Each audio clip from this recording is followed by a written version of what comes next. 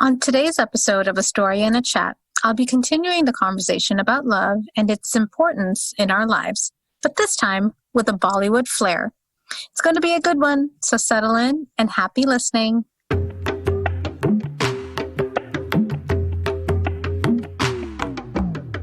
Hello, everyone, and welcome to A Story and a Chat, the podcast where you will hear mine and other perspectives on topics that are important to all of us. I am your host, Aisha Iqbal, and I wholeheartedly believe that conversations can bring people together in the most beautiful ways. I've created the space to do just that, and I'm really excited to share this next perspective with you today. So, let's get started, shall we?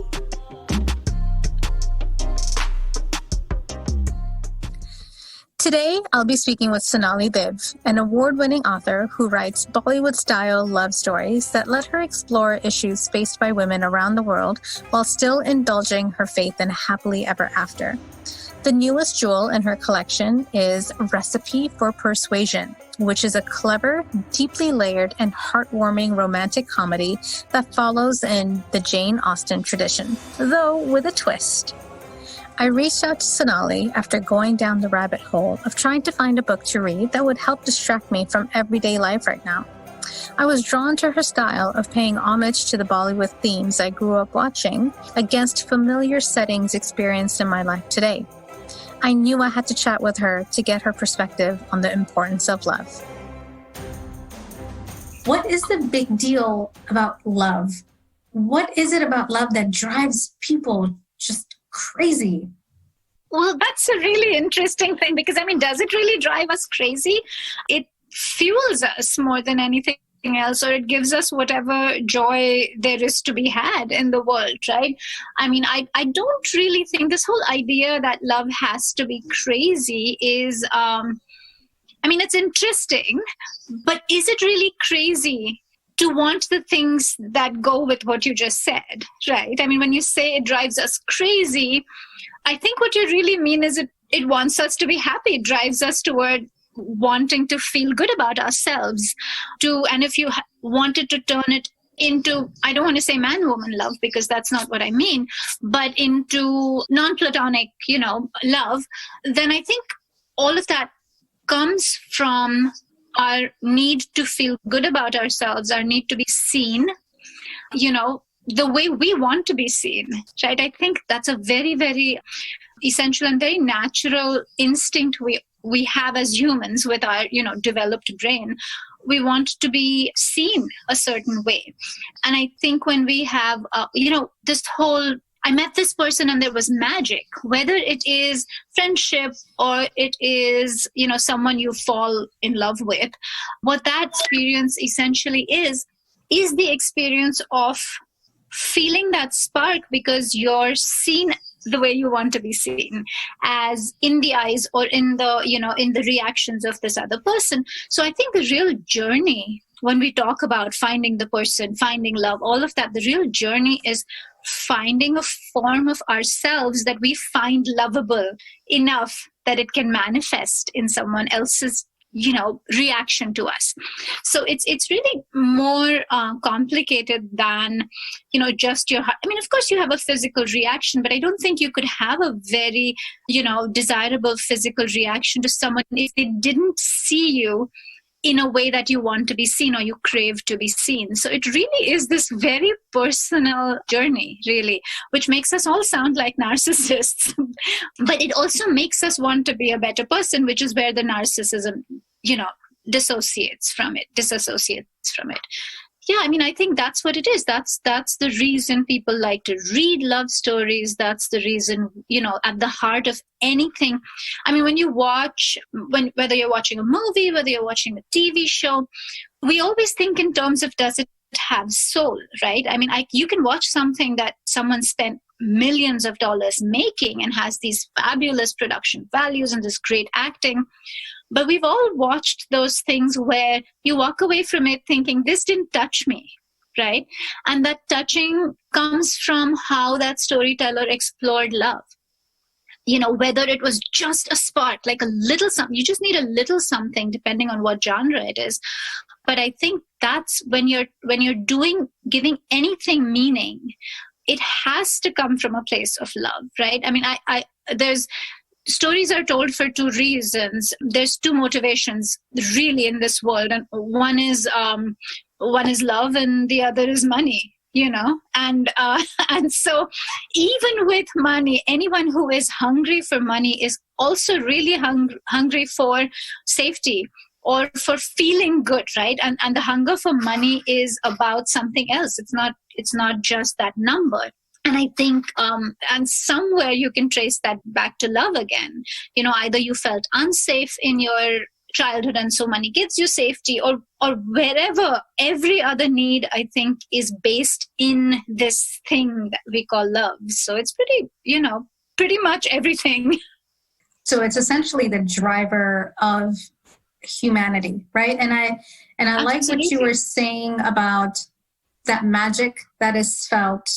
And it's not just in love relationship, man-woman love, but any relationship, that magic is felt when essentially we are accepted, or our version of ourselves is reflected in the other person. And you're right, that is narcissistic in a way, because it's kind of selfish, like, oh, the way I see myself, you see me that way as well, rather than us accepting how we are showing up to other people and how they see us.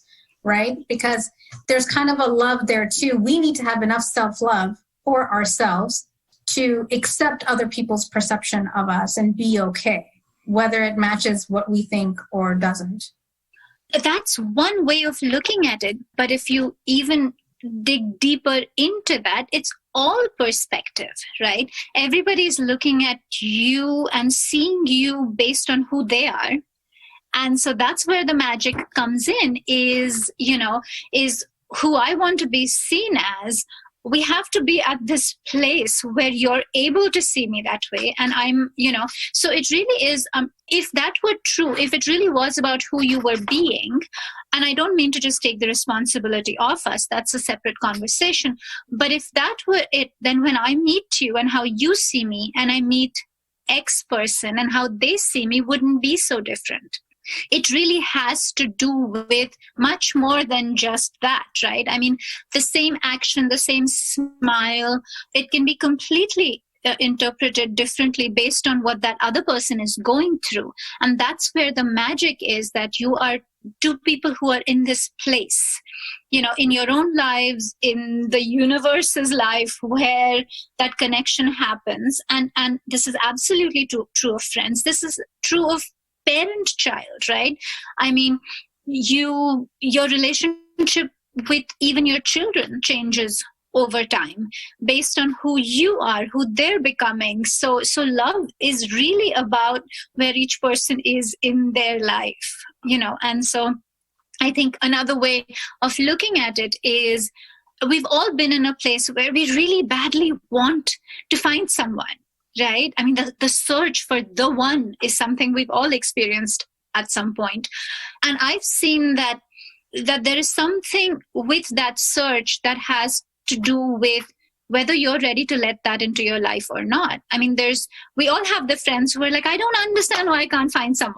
And sometimes we can understand because, honey, you're not ready, or, and it's not just as obvious as self-sabotage, but it is just being in that place when you really want it, or you're really vulnerable to it.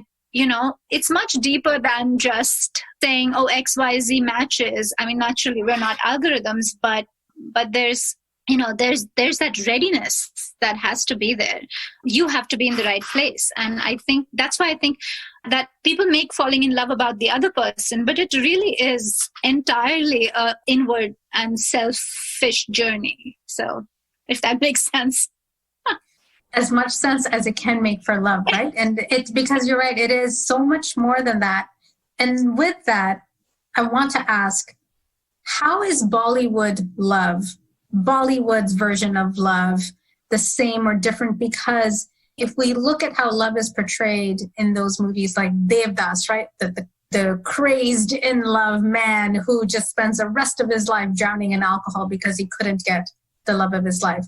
Or the deep love that we have in the friendships that are shown in movies like Sholay, right? That is just like those two, they ride or die with each other.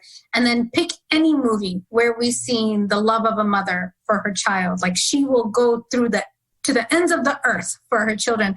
So the Bollywood love that I have seen since childhood is deep and it's passionate. It's almost extreme. But is that different from how everyday traditional love is? I think first, Bollywood is this two-pronged concept, right? I mean, it is, and my apologies to people in Bollywood who don't like that term being used. I completely understand. But let's assume that we're using that term with utmost respect. Not assume, we are using the term with utmost respect, but it is really, in my mind, a style, right? It is a storytelling style. And so in that, there is a heightened, like the opera is, right? I mean, your emotions as a reader or as an audience member have to be raised to a certain place, right? That's kind of the aim of this particular style, is where it hits you in the feels, right? That's what we're going for. And all storytelling tries to hit you in the feels. The Bollywood style traditionally isn't subtle about it. It's not apologetic about it, is what I would say. So if you're feeling a feeling, you're going to feel it, right? In terms of showing it, right? You're painting it in red if it's anger. And so, which doesn't mean it's melodrama. Melodrama happens when you're painting it red in anger, when there's kind of no real reason or motivation to be enraged. So really, it's not, I don't want to call it melodramatic, it's just very visible, right? So the punch has to hit hard. So I don't think that the feelings themselves are any different, but there's no shying away. As in terms of a storytelling style, there's nowhere for you to hide. It's right there. So there is and I think in terms of communication, as a South Asian, culture, we tend not to, it's this dichotomy, because as a culture we are, there are things that you don't speak of, and while there's secrets and stuff, the things that you do speak of, and love is one of, like, affection in families and things like that.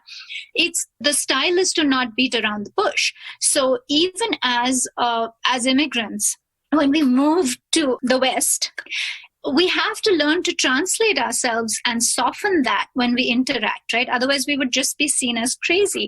And I'm always also fascinated by that. So if you see a Bollywood star, or if you see an Indian star of any sort, or an Indian person who lives in India doing an interview, say, with, a journalist from the West, it's really, really interesting to see, because that entire act of translating yourself has not become internalized to people who live in India. And so when that happens, it's really obvious how so much of the humor or the emotion or what they're communicating is kind of, lost. And then this thing happens because immigrants, or, people who are born and raised here, there's just this automatic taking on of the environment. And I think that one of those things that is different is the clarity with which we're able to show emotion, even though we think we're not doing it. I mean, there's even in traditional families where there's not a whole lot of hugging and kissing, and there's still this, I will leave no doubt that I love you, my son. Like, there is we're not leaving that to doubt. And I think that naturally translates into that style of storytelling. So it's definitely, between Viru and Jay and Sholay, that friendship. And also there's no escaping that friendship. It's absolute. And now we all have friendships like that. But and they're not always great to each other. I mean, they make fun of each other. It's all, it's in no way unbelievable, which is one of the reasons that movie endures, is that it's so relatable, even though it's so heightened, right? And so the only thing is in how focused that love is. And our storytelling just focuses really hard. Now, Devdas is not one of my favorite stories, because dying for love is not heightened love to me. It's not even love. So that whole thing, I mean, if you're going to drink yourself to death because you couldn't get the person that you wanted, that person for one is better off rid of you. But there's more to that story, I know. But the point is, even with that story, even if I don't agree with it, the lens is very intensely focused on emotion. And I think that, that's just a stylistic thing. I don't know if the emotions themselves are different, but it's a lens or a brush that is different. I'm going to stick with the Bollywood theme even for the next question. So I remember I was young when I watched Kabhi Kabhi. I love that movie. My favorite movie. Can we just talk about Kabhi Kabhi for the rest of Talk about Kabhi Kabhi. I mean, talk about love in every form in that movie. And even when I was young, it still hit me hard. I did not understand. I really just didn't understand why Amitabh and Rakhi, why they couldn't marry. And her wedding day, her wedding night, she's singing the song, Amitabh's poetry. She's singing it to her new husband. And my next question is around, we hear that it's better to have loved and lost than to never have loved at all. And I don't know. I mean, I do understand it conceptually because love is just an amazing experience to just have had. But when I still think about Kabhi Kabhi and I still think about Rakhi, she never fell out of love with Amitabh. The rest of her life, she was still in love with him. Amitabh was still in love with her. Shashi Kapoor, we have to imagine that he felt that his wife never truly loved him wholly, not as much as he did. And what effect did that have on her children, right? So that's how I'm thinking about this, that there was a lack there in terms of love because she still held love for Amitabh. So I have a whole different take on that, but I'll let you come to the question. Please tell me, if in that frame, is it better to have loved and lost than to never have loved at all? Okay, first I'm going to step back to what I think, and weirdly enough, Kabhi Kabhi is in this book, is in Recipe for Persuasion, because one of the things that I was trying to do, so the original story of Persuasion, Jane Austen's Persuasion, is that a girl is persuaded to walk away from love because of familial pressure, because her family deems this man not worthy of their name and therefore her name. But since this is, a very patriarchal society, it was their name that really mattered. And so she gets persuaded into that. And then the story is, 10 years later, whenever he kind of makes something of himself and comes back, how they find their way back to this thing they had walked away from. So that's the original Persuasion story. And in my book, I kind of was, of course, that's the thing. This girl is persuaded out of her high school love. And, now the tables have kind of turned and she's trying to save her father's restaurant in Palo Alto. And so as a last ditch effort to do that, she goes on a Food Network show called Cooking with the Stars, which is like Dancing with the Stars, but with chef and celebrity pairs. And the celebrity she gets stuck with is this man that in high school she was persuaded to dump. And he's gone on to become, a World Cup winning football player.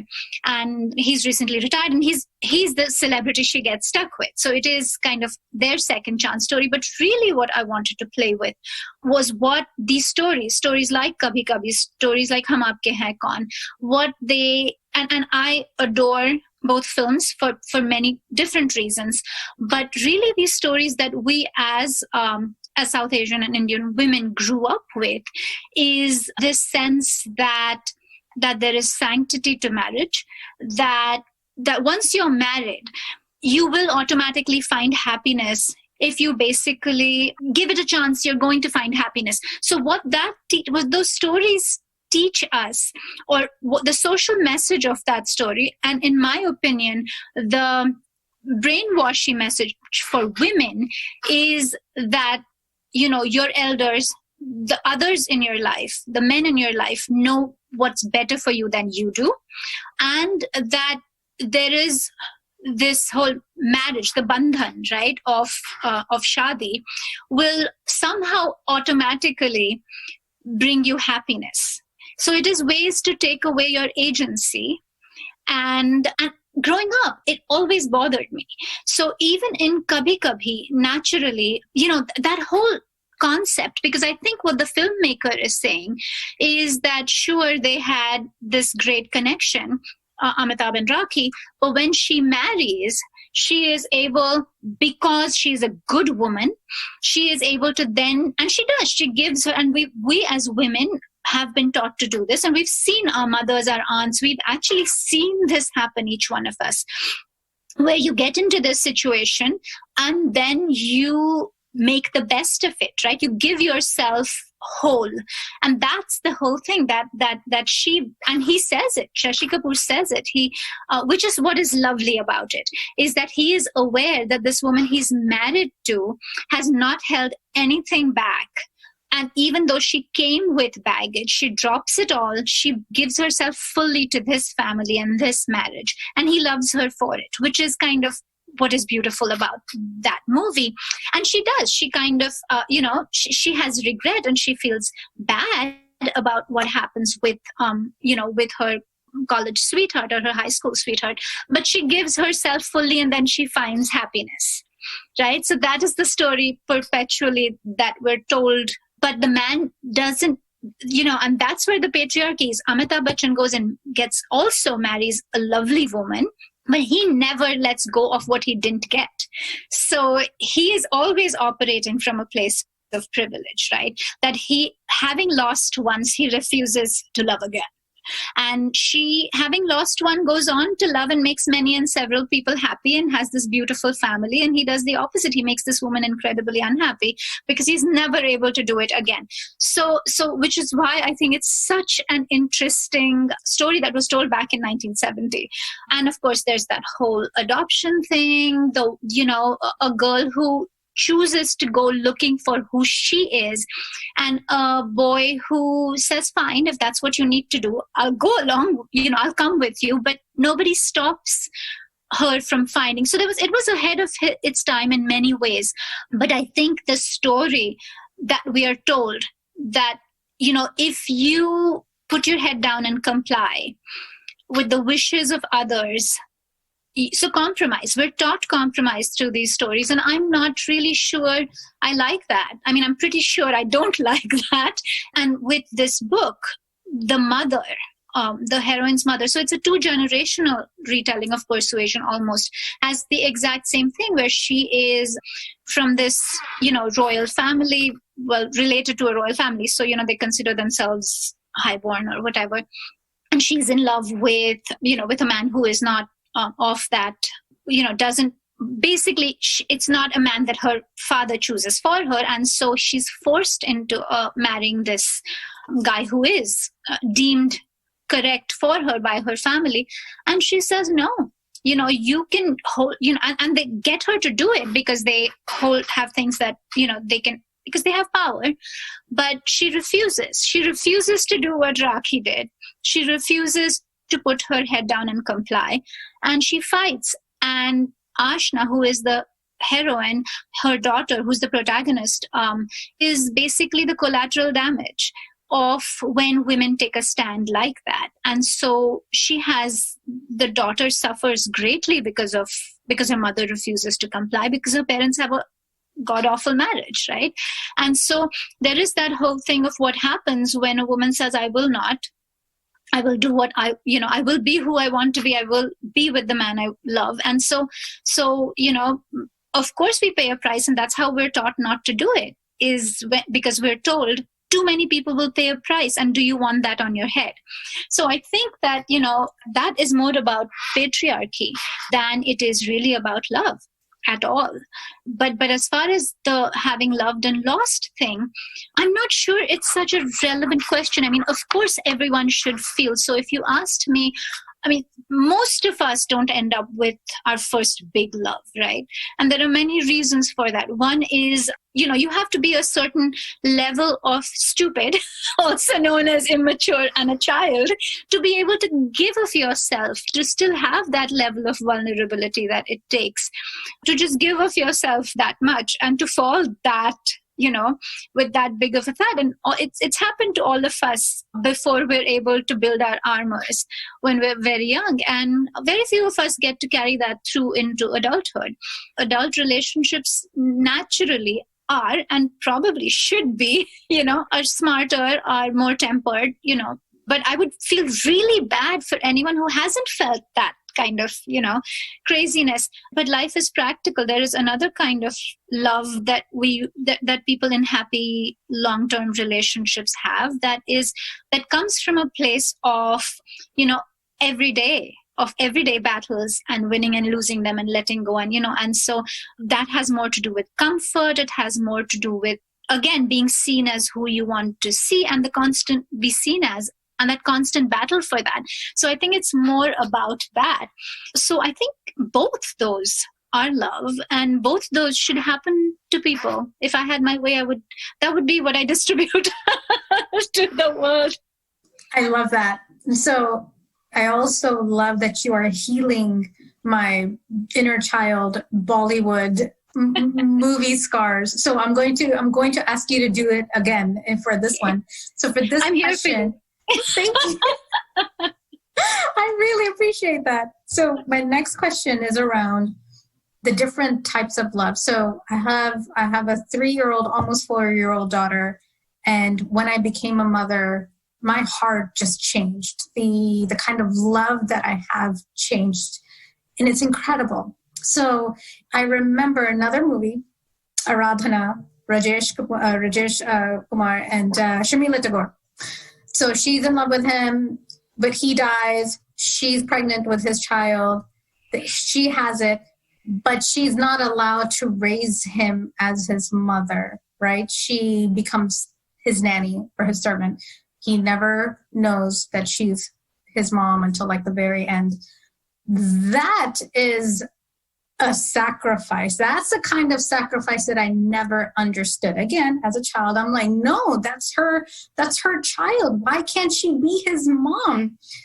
So I'm so glad you never understood it, because again, these are stories, that almost were there to tell us not to be a bad woman, because if you went out and, God forbid, had sexual pleasure with someone you were attracted to, your life was going to end in awful ways, because he would die and then you would be pregnant and then you'd have to be a servant to your own baby. So, but it's such a snapshot of what our society was, and what our culture was in this like post-colonial, highly repressed world.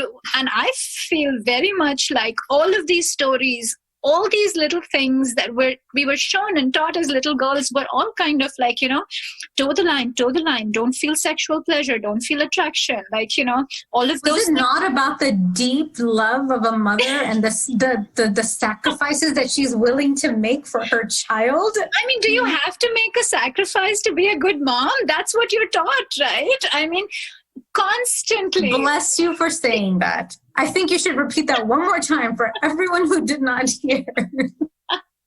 I will. Do you have to sacrifice to love your kids? I mean, and it's lovely you have. So she's 3. You said 4. She's 3, turning 13. I think COVID has matured her in ways that I could not have imagined. But Mama, I'm here to tell you, as a mom of 2 adult children, that you have good times ahead. Thank you. I'm looking forward to it. Yeah, and a mother's love is not always singing arias.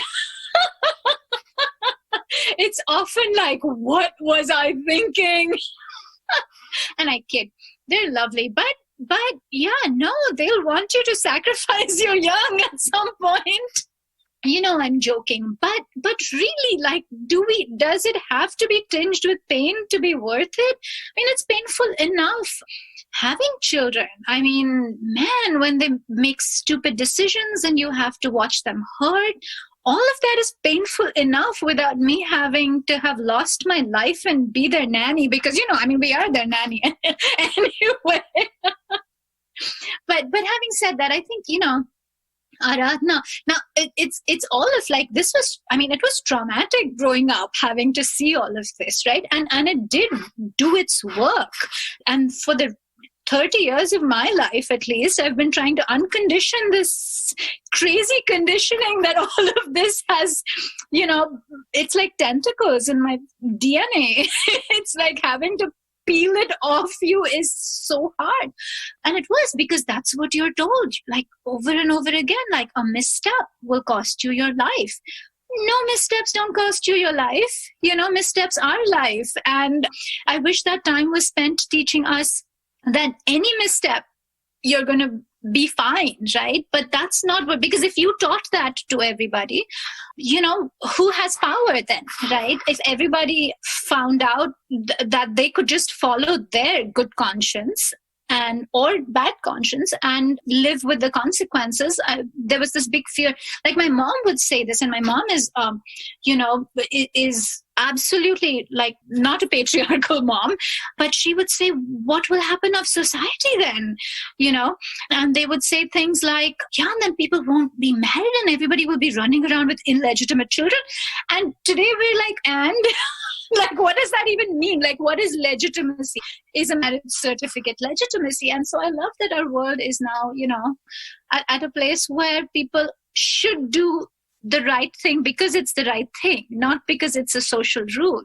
And so, that's kind of, and that's what stories are. It's teaching us who we want to be. It helps, it's us exploring, because who we are, you and I, it's these stories that we watched when we were young and how we processed that. And, whether we wanted to either be, wanted to either rebel against them, or if we wanted to be that person. And so it was just, I think that so much of that was just training.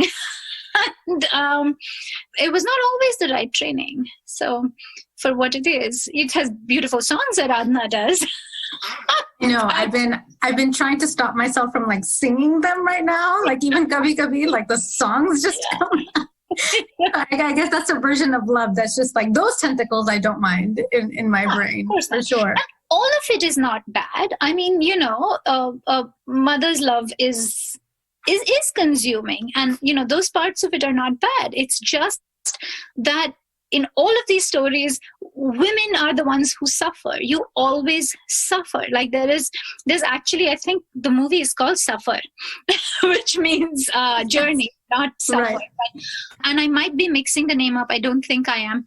And it's the story of this husband who cannot get a hold of his suspicious nature. So he's married to this gorgeous woman, and he's continuously suspicious of her, anytime she so much as looks at another man, this guy, can't handle it. And in the end, they break up, and he's miserable. So that's great. That's probably the only Hindi movie I can think of in which a man does something wrong and he's miserable. So he kind of is miserable, but everybody's miserable. It's not just, but otherwise a lot of these old stories were, a whole lot of misery, unless you were like Rakhi in Kabhi Kabhi and you said, I refuse to be miserable, and then everybody is happy. So the onus of not being miserable is on us. It's the choices that we make. So then, Sonali, to end this conversation, what would the world look like to you without love? Again, I don't even think such a thing is possible. Because, what does that question even mean, right? Is it possible for us to, I'm not saying that love is everything, but it's just the core of us. So what would even, what would that even be? I think that we are, as humans, going to constantly redefine what that means. And, and maybe as mothers, we will redefine it as not meaning sacrifice in a traditional sense. Maybe as, as adults, we're going to be able to redefine it as not being the same love as when you were 13 or 18. So we, as our consciousness grows and as we're exposed to more and more, we might redefine what it is. But I don't think that humanity could really be without love. There's just no way. I mean, if that did happen, maybe then we would, live in a world with no wars, no feelings, nothing. I mean, I don't know. We would be furniture. I don't know. Just IKEA furniture, no love. I mean, Yeah, when I thought about asking that question, I asked that question of myself, like, what would the world look like to me if there was no love? And at first, it made me a little hopeful, and I'll explain why. Because I thought, if we think of yin and yang, right, one has an opposite. If there is no love, then maybe there's no hate, then there's no war, there's no abuse, there's no violence. But then I spoke to a friend of mine and was reminded that hate isn't necessarily the opposite of love, it's right? It's not the opposite of love. Yeah. It would be apathy. It would be apathy. Lack of. Yes. So there could still be wars. There could still be violence because there's hate fuels that rather than lack of feeling or apathy. And so then I had to go back to the drawing board. I was like, okay, I guess that's not what the world would look like. Yeah. And also, I mean, hate is the flip side of love. It may not be the opposite, but because we're convinced that our love of our land or our love of our people, our love of our God, our love of our thing which is the exact opposite of what all of these things are trying to do. But because we are, again, stories, because what we're taught since we're born is that the things we love are worthy of fighting for. And that's where hate becomes the opposite of love. So, I mean, you might be right. If there is no love, then there are no things to protect, and therefore there is no hatred and war. Might be true. But all of that is moot, because then we wouldn't be humans. And so, then it would be furniture again. So furniture going to war, I guess, is fine. And why would furniture go to war? And why would furniture go to war? That's a little ridiculous. But it is something. And that's where I mean that we can all, start to reassess what that means, right? And what the stories that we're being taught are saying. What is patriotism? It's a form of love, but how it's being defined and bastardized is a whole, is again very much part of the same discussion.